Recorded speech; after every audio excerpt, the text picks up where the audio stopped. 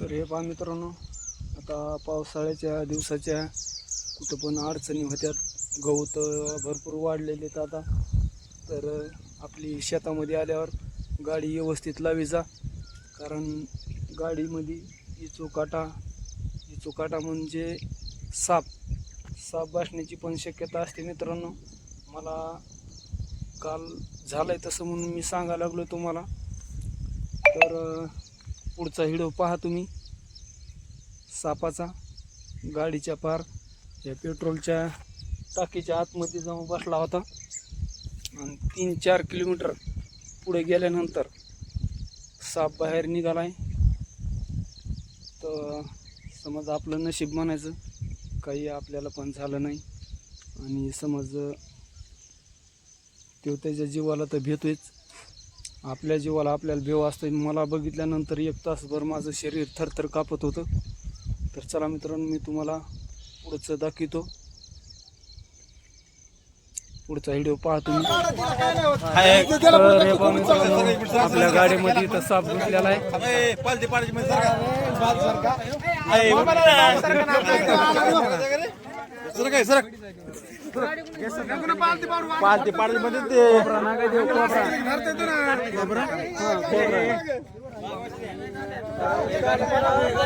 थांबा त्यांना धरून द्या ना.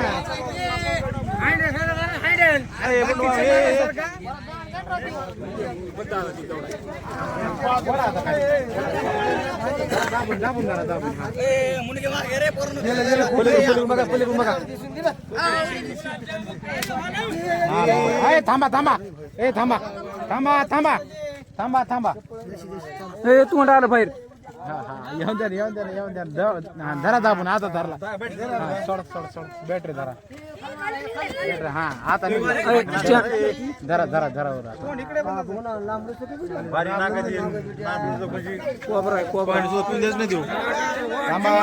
थांबा मागा सारखा ना बाकीची बॅटरी धरा चांगली. बॅटरी चमका पुलीकडून आड टाकली. आता नाही मुंडक धरताय ना. थांबा ना.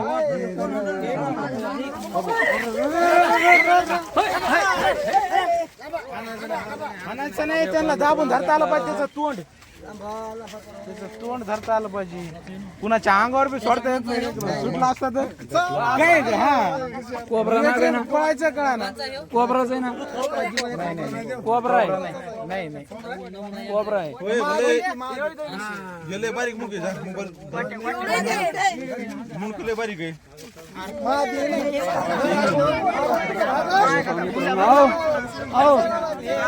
रानातून आलोय गाडी घेऊन.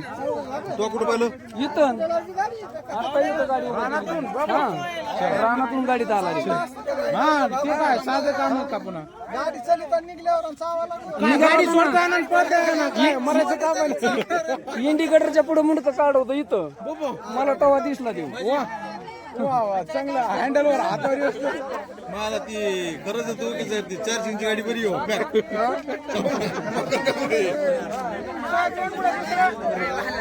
मित्रांनो, सर्प मित्रावाल्यांनी नागाला धरून चालले. आपले सर्प मित्र आता सोडून देतील तिकडे.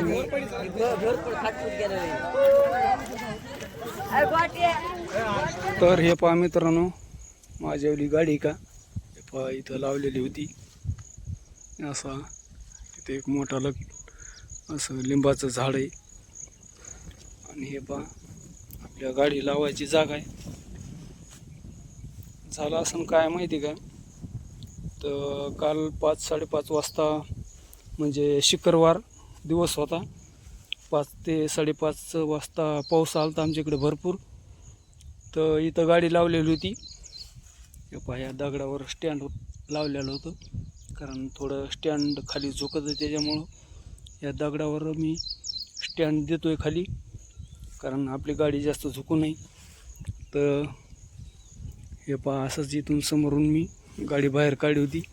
अजून पण पाहतो मी, हे ओळख नाही गाडीचं, चकारीचं, टायरचं. हे पहा